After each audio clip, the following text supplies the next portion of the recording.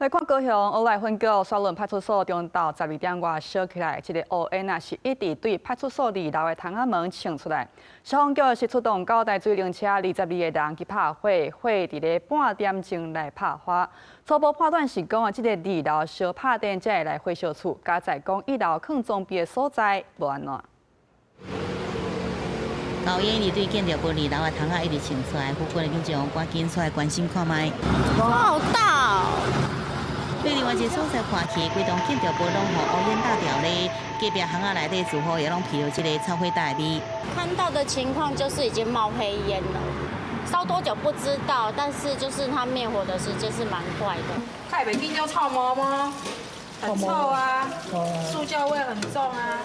一开始是先闻到味道，而我们也没有去多想什么，是后来是烟越来越大就黑烟啊。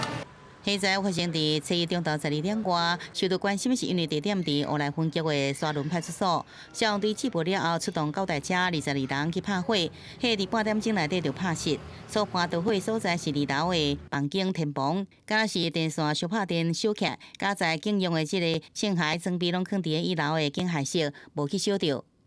烧毁同仁的寝室，损失大约5万。楼下的装备均未受损。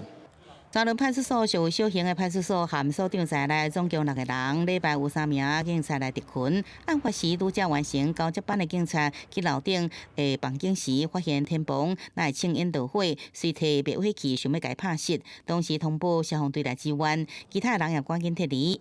后来分局讲，有效配合消防单位的调查，并且全面来检查其他派出所用电的安全。